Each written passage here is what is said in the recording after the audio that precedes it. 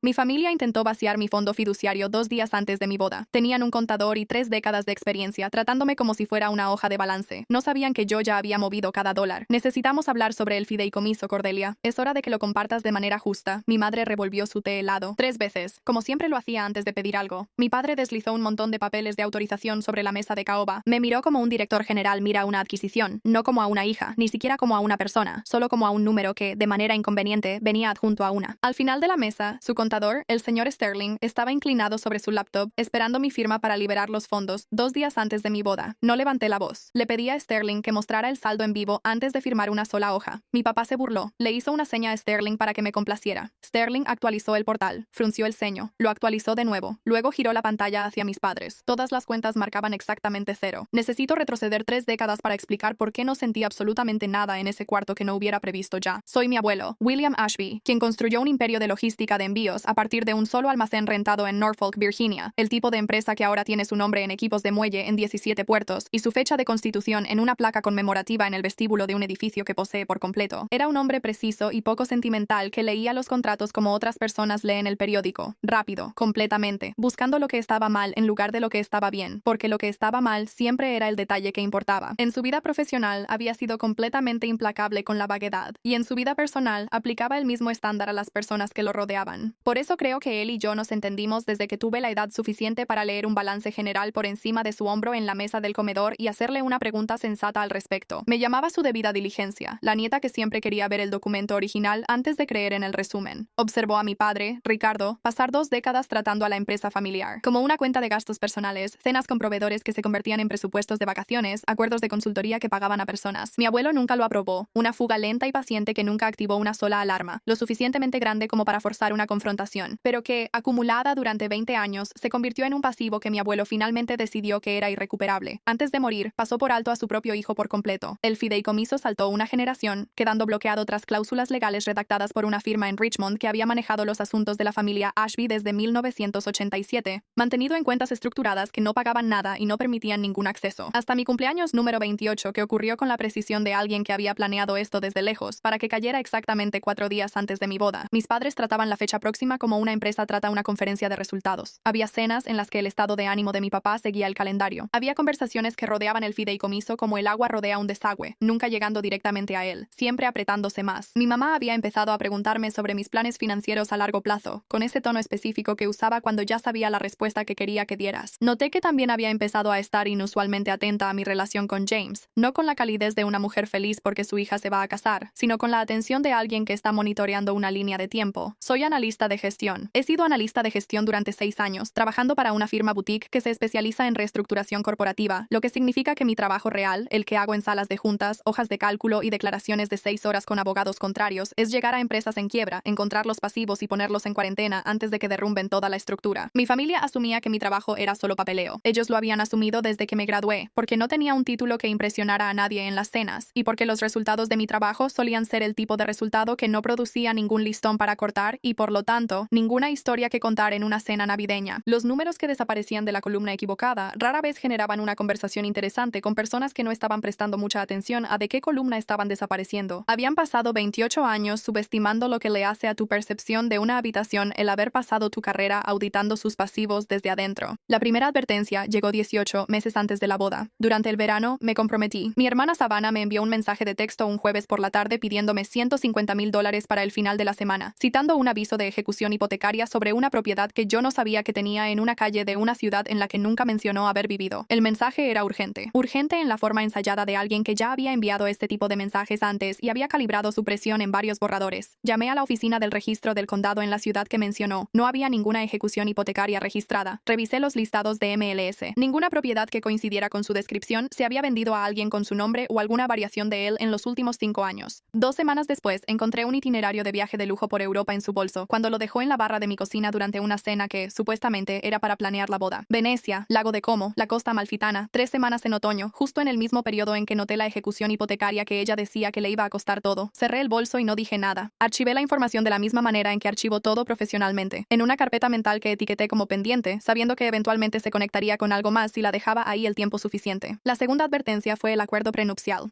Mi prometido, James, es ingeniero civil, no tiene dinero familiar y no muestra ningún interés particular en el mío, lo cual es una de las muchas razones por las que acepté casarme con él. El acuerdo prenupcial previo fue una sugerencia del abogado de mi familia, o más bien, sugirieron que Jaime y yo usáramos a su abogado, lo cual rechazamos y ellos aceptaron con una amabilidad que, en retrospectiva, debió haber sido una señal de advertencia por sí sola. Cuando finalmente contraté a un abogado independiente y recibí su versión del documento para revisión, mi abogada señaló una cláusula escondida en la página 11. Escondido entre el lenguaje estándar sobre los protocolos de administración de activos, había un solo párrafo que le otorgaba a mi papá la autoridad de coadministración sobre los activos de mi fideicomiso, efectivo en el momento en que me casara, sin pedir una parte, sin solicitar supervisión, simplemente instalándose a sí mismo, a través de un documento diseñado para parecer lenguaje estándar, en una posición de autoridad legal sobre fondos que mi abuelo había desviado de él de manera específica y deliberada. Leí ese párrafo 4 veces en la mesa de mi cocina a las 11 de la noche. El silencio del departamento de repente se volvió muy ruidoso. La tercera advertencia fue un correo electrónico que mi papá envió a la dirección equivocada. Tengo un correo electrónico profesional que comparte mi primera inicial y apellido con una dirección personal que rara vez uso, pero que aún reviso. Él quería contactar a su corredor. Me contactó a mí. El archivo adjunto era una hoja de cálculo. 3 hipotecas sobre la casa que mis papás siempre habían presentado como pagada desde hace mucho tiempo. Una firma de consultoría perdiendo nómina durante 16 meses consecutivos y al final de la hoja, una serie de transferencias electrónicas automáticas programadas dentro de la cuenta heredada de mi infancia, listas para iniciarse en el momento indicado. El fideicomiso consolidado y listo para vaciar el saldo en una secuencia en cascada que se completaría en menos de 4 minutos, sin requerir una sola autorización adicional. No necesitaría mi firma. Nunca planeó esperar por ella. Reenvié el correo electrónico a una unidad cifrada aparte, eliminé el original de mi bandeja de entrada y me quedé muy quieta durante mucho tiempo, mirando una hoja de cálculo. Eso me acababa de decir, en el lenguaje plano de la automatización financiera, que mi padre había estado planeando esto durante años y nunca consideró que yo podría ser capaz de leer lo que él había escrito. La cuarta advertencia fue la remoción de la coadministradora del fideicomiso. Llamé a la firma de Richmond que administra la herencia de mi abuelo, Harmon, Lindell y Greer, con 41 años en derecho de fideicomisos y herencias, y pregunté, como una consulta rutinaria, quiénes eran los cotutores actuales registrados en la estructura del legado de mi abuelo. Había 3 cuando se creó originalmente el fideicomiso. Uno había fallecido, uno se había retirado. La tercera, una mujer llamada Patricia Falk, quien conocía personalmente a mi abuelo desde los años 80, aparentemente había solicitado renunciar el año anterior, un cambio del cual no fui notificada como beneficiaria del fideicomiso. Su reemplazo era una firma de gestión financiera de la que no había oído hablar, incorporada hace 18 meses, cuya dirección del agente registrado cuando la busqué estaba a 3 cuadras de la firma de consultoría de mi padre, desaparecida, así de simple. La quinta advertencia fue el nombre de la abogada prenupcial. Cuando hice una búsqueda estándar sobre la abogada que mi familia había recomendado para nuestro acuerdo prenupcial, un hombre llamado Gerald Oakes, quien aparentemente había hecho todo el trabajo importante de patrimonio para amigos de la familia. Encontré un registro disciplinario de 2019 relacionado con una queja de un cliente sobre modificaciones no autorizadas en la designación de beneficiarios de un fideicomiso, una queja que se resolvió en arbitraje y fue sellada. 2 de las 5 referencias que proporcionó eran empresas fantasma. Su seguro de mala praxis había vencido 4 meses antes de que mi familia lo recomendara. La sexta advertencia, que llegó no tanto como una advertencia sino como una declaración completa, fue un mensaje de voz de mi madre un martes de octubre, dejado a las 7:14 am, mientras yo estaba en una reunión con un cliente. No podía salir. Cordelia, necesitamos que hagas una cita con el señor Sterling antes de que termine el mes. Hay algunas formalidades de cuentas heredadas que necesitan atención antes de tu cumpleaños. Su voz era cálida, hogareña, la voz de una mujer que ya había decidido el resultado y simplemente estaba coordinando la logística. La escuché 3 veces en mi auto en el estacionamiento después de la reunión. Luego conduje 3 horas al sur hasta Richmond. Vaya. Elias Thorne había sido abogado de fideicomisos y herencias durante 31 años. Los últimos 12 de ellos se enfocaron casi exclusivamente en lo que él llamaba legado impugnado. Estructuras, fideicomisos donde el beneficiario previsto y la familia cercana habían llegado a interpretaciones irreconciliables de los deseos del otorgante, y donde alguien necesitaba intervenir con la precisión legal de una cirujana en lugar de la fuerza bruta de un litigio. Su oficina estaba en un edificio de concreto a 2 cuadras del juzgado, decorada con la austeridad específica de un hombre que dedicó su vida laboral a la sustancia más que a la apariencia. Leyó los documentos de constitución del fideicomiso de mi abuelo como una cirujana lee una radiografía, en silencio, sin expresión, usando ocasionalmente su pluma para hacer una anotación en el margen, y de vez en cuando inclinando la página hacia la luz para examinar una cláusula como una joyera examina una piedra. Tu abuelo era un hombre cuidadoso, dijo cuando dejó los documentos. La cuenta del legado siempre fue la vulnerabilidad. El lenguaje que ordenaba su uso como vehículo de transferencia se incluyó hace 30 años por una abogada que lleva 15 años retirada. Nadie lo actualizó. Tu papá encontró la grieta. ¿Podemos cerrarla? Podemos hacer algo mejor que cerrarla, dijo. Podemos hacer que la cuenta del legado sea irrelevante. Lo que propuso era arquitectónicamente elegante, de la manera en que solo los instrumentos legales realmente efectivos lo son. No era complejo solo por ser complejo, sino construido con una precisión que no dejaba ningún hueco lo suficientemente grande como para que alguien pudiera discutirlo. Me lo explicó con la misma franqueza que mi abuelo solía usar cuando explicaba una cláusula de contrato en la mesa del comedor. Aquí está el problema, aquí está su estructura, aquí está la solución. Abandonamos por completo la cuenta heredada como medio de transferencia. Formamos una nueva LLC ciega en Delaware, la elección de toda entidad que no quiere que su estructura de propiedad sea un asunto de registro público casual. Debajo de ella, un fideicomiso irrevocable estructurado con un lenguaje que específicamente y explícitamente excluía cualquier autoridad de coadministración por parte de cualquier persona que no estuviera nombrada en los documentos de constitución. Una cláusula diseñada, en palabras de Elías, para que la página 11 de cualquier acuerdo prenupcial previo sea tan útil como un permiso firmado por tu dentista. Luego presentamos una orden de redirección con el fideicomisario corporativo que administra la herencia de mi abuelo, ordenando legalmente que en el momento en que el fideicomiso se consolidara, cada centavo pasara por alto la cuenta heredada por completo y fluyera hacia la nueva estructura. Sin batalla legal, sin confrontación, sin aviso a nadie que no necesitara saberlo. Mi padre no recibiría ninguna notificación, ninguna alerta, ninguna confirmación, ningún mensaje de error. Las transferencias automáticas se iniciarían según lo programado. Llegarían a una cuenta que ya no contenía nada y completarían su cascada de 4 minutos contra un saldo de 0. Solo silencio. Elías me explicó la línea de tiempo 2 veces, luego una tercera vez. El único riesgo, me dijo, es el error humano al presentar los documentos, y yo no cometo ese tipo de errores. Lo dijo sin arrogancia, solo como un hecho. Le creí. Él notarizó los documentos de constitución un miércoles por la mañana, y yo conduje de regreso al norte durante 3 horas bajo la lluvia de noviembre con la carpeta en el asiento del pasajero, y la satisfacción tranquila y específica de una mujer que acaba de terminar la última página de un documento muy complicado y lo encontró correcto. Presenté la orden de redirección con el fideicomisario corporativo 2 semanas después. Recibí un aviso de confirmación un martes por la tarde. Lo imprimí, lo doblé y lo guardé en una carpeta manila y lo puse en el cajón con llave de mi oficina en casa, junto a mi pasaporte y la copia original del acta de defunción de mi abuelo, que él me pidió personalmente que mantuviera a salvo porque decía que el original siempre importa más que la copia. No se lo dije a Jaime, no porque no confiara en él. Confiaba en él para todo lo demás, pero porque es un hombre que genuinamente es incapaz de fingir las cosas. Está bien cuando no lo están, y yo necesitaba un mes más en el que mi mamá pudiera verme de pie en una boutique de vestidos y ver a una mujer que no sabía lo que se avecinaba. En mi cumpleaños, realicé la transferencia a las 8:04 de la mañana, sentada en la mesa de mi cocina con la ropa con la que dormí, la laptop abierta y el café intacto. 14 segundos. La confirmación apareció a las 8:04:14. La cuenta heredada bajó a 0. Me bañé, preparé café fresco y llamé a Elías para confirmar la recepción. Todo está limpio, dijo. La nueva estructura está financiada. Tienes participación total. Felicidades. Gracias, dije.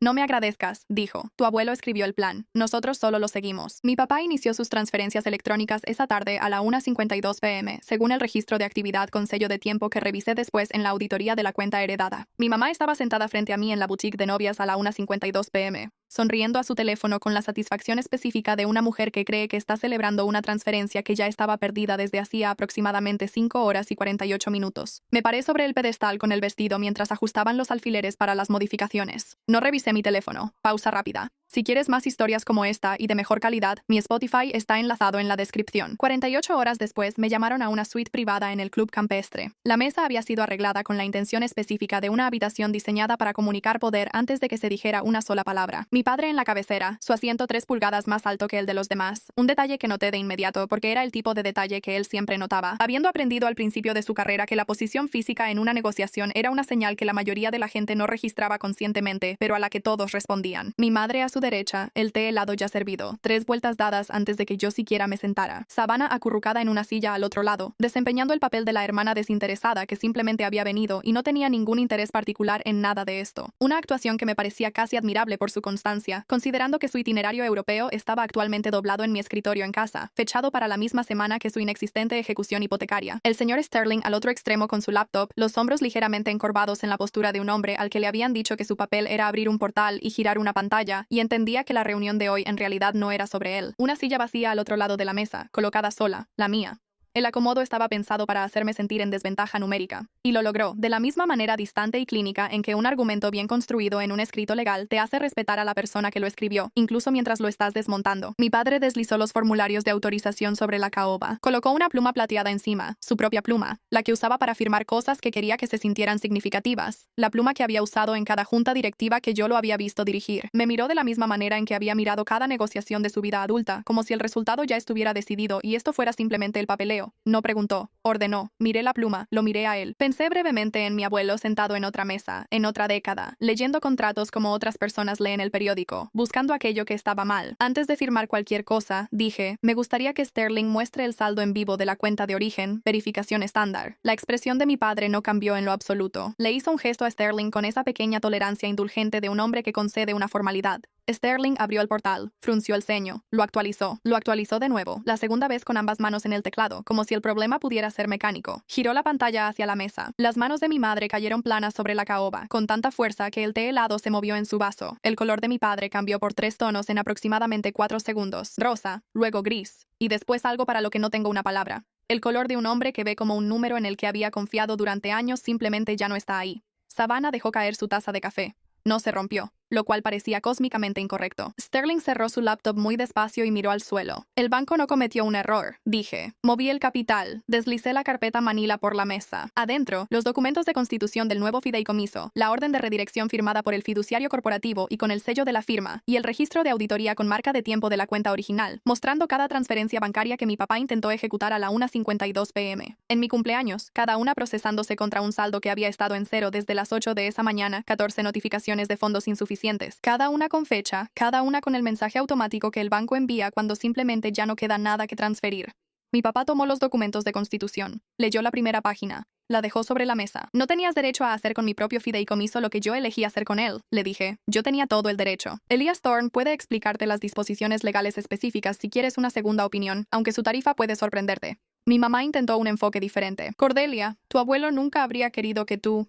Mi abuelo, dije, pasó por alto a su propio hijo precisamente porque entendía exactamente lo que ese hijo haría con una herencia. Tenía razón. También tenía razón sobre otra cosa, que es que pasé 6 años aprendiendo cómo auditar un pasivo antes de que se convierta en una emergencia. Simplemente tuviste la mala suerte de ser el primer caso familiar que tomé de manera personal. Savannah no dijo nada. Ella estaba mirando la taza de café que había dejado caer, todavía en la alfombra, como si al concentrarse lo suficiente en ella, el resto de la habitación pudiera dejar de existir. Mi padre hizo un intento más. El tipo de intento que los hombres como él siempre hacen cuando las primeras 3 estrategias han fallado, que es tratar la pérdida como un revés temporal en una negociación que aún continúa. Vamos a impugnar esto, dijo. Elias Thorne no es el único abogado de fideicomisos en Virginia. ¿Con qué fundamento?, pregunté. No lo decía de manera retórica. Realmente quería escuchar qué fundamentos había elegido. No tenía una respuesta. Miró a Sterling. Sterling miró al suelo. Me levanté, me alicé los pantalones, recogí mi bolso y tomé de nuevo la carpeta Manila porque los documentos que había dentro eran míos y ya había terminado de dejar cosas en las mesas para que otros las usaran. Pusístele precio a mi futuro, dije. Deberías haber leído la letra pequeña. Salí del club de campo a una tarde de martes que olía a pasto recién cortado y al frío de principios de noviembre. Me subí a mi auto y manejé para encontrarme con James para cenar en un restaurante al que íbamos desde el primer año que empezamos a salir. Un pequeño lugar italiano donde la iluminación era cálida y la pasta era de esas que no necesitan ningún adorno y el dueño nos reconocía por nuestro nombre. Me comí todo un plato de cacio e pepe y le conté por primera vez todo, absolutamente todo. Desde la falsa ejecución hipotecaria de Savannah hasta la cláusula de la página 11, el correo electrónico mal dirigido, Elías y la orden de redirección, y los 14 segundos que tomó, a las 8:04 de la mañana para que la cuenta heredada bajara a 0, dejó el tenedor a mitad de la cena y me miró durante un largo momento. ¿Por qué no me lo dijiste antes?, preguntó, sin acusar, solo preguntando de verdad, como James siempre hace las preguntas, directamente y sin fingir. Porque no puedes fingir que todo está bien cuando no lo está, le dije. Y necesitaba un mes más en el que mi madre pensara que estaba viendo a una mujer que no sabía lo que venía. Él volvió a tomar el tenedor, comió 2 bocados más en silencio. Luego dijo, «Tu abuelo suena como alguien que me habría caído bien». Lo era, respondí.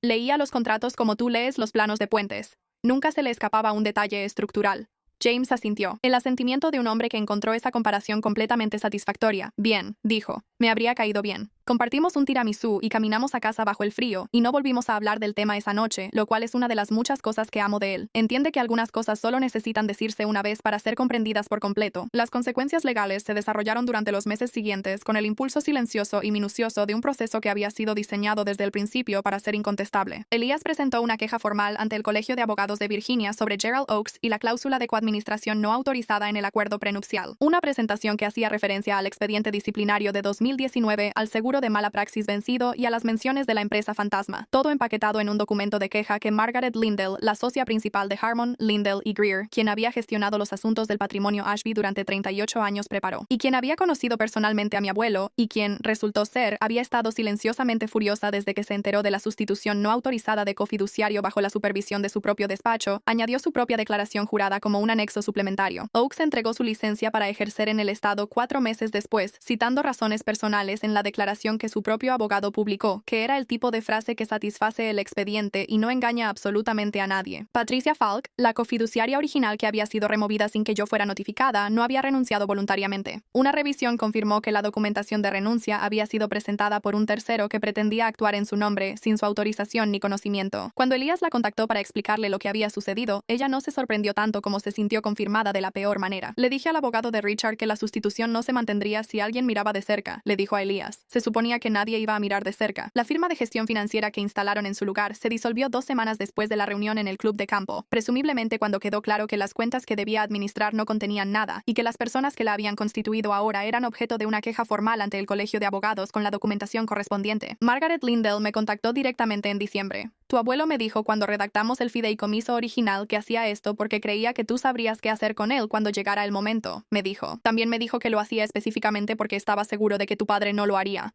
Hizo una pausa. Tenía razón en ambos casos. Pensé que debías saber que él lo sabía. No dije nada por un momento. Luego le di las gracias y lo dije más en serio que muchas otras cosas. La firma de consultoría se declaró en bancarrota bajo el capítulo 11 7 meses después de la reunión en el club de campo, habiéndose sostenido aparentemente en sus 2 últimos años, en parte por fondos redirigidos de cuentas domésticas y en parte por crédito otorgado bajo la suposición de que el fideicomiso eventualmente serviría como respaldo. Sin el respaldo, las cuentas de los pasivos de la firma se volvieron inviables rápida y completamente. Mi papá, por primera vez que yo recuerde, no era el director general de nada. Me di cuenta de que sentí menos de lo que esperaba al respecto, lo cual en sí mismo fue una respuesta a una pregunta que me había estado haciendo durante años. Savannah y yo no hemos hablado. Le envié una tarjeta en Navidad, breve y sincera, porque no creo en descartar a las personas para siempre antes de haberlas entendido completamente, y todavía no la entiendo del todo. Ella no respondió. Aún estoy decidiendo cómo me siento al respecto también. Luego, James y yo nos casamos un sábado de noviembre, 4 días después de mi cumpleaños, en una ceremonia con 61 invitados, sin club campestre, sin mesas de caoba y sin plumas plateadas. Mi dama de honor dio un brindis que hizo llorar a 7 personas, incluyendo a James, lo cual le recordaré por el resto de nuestras vidas. Elías envió flores, peonías, que mencioné una vez de pasada 6 meses antes, lo que me demostró que ponía la misma atención fuera de las reuniones con clientes que dentro de ellas. Margaret Lindell envió una tarjeta escrita a mano con una sola línea que he guardado en el mismo cajón que el aviso de confirmación del fiduciario corporativo. Tu abuelo habría estado muy orgulloso. He convertido la nueva estructura en algo que los abogados de su patrimonio ahora describen como una de las arquitecturas de fideicomiso más limpias que han revisado en los últimos años, que es el tipo de cumplido que significa más para mí que cualquier cantidad de dinero. La firma para la que trabajo desde entonces me ha dado 3 asignaciones más que involucran lo que han empezado a llamar estructuras de legado familiar en disputa, que aparentemente es una categoría de trabajo en la que ahora se considera que me especializo. No considero que esto sea una coincidencia, lo considero útil. Mi abuelo pasó 30 años viendo a un hombre tratar un legado como una caja registradora. Él construyó una estructura diseñada específicamente para durar más que la paciencia de ese hombre, y luego encontró a un beneficiario en quien confiaba para saber qué hacer con ella cuando se acabara el tiempo. No se equivocó con ninguno de los dos, solo tuvo que esperar lo suficiente para que la letra pequeña encontrara al lector adecuado.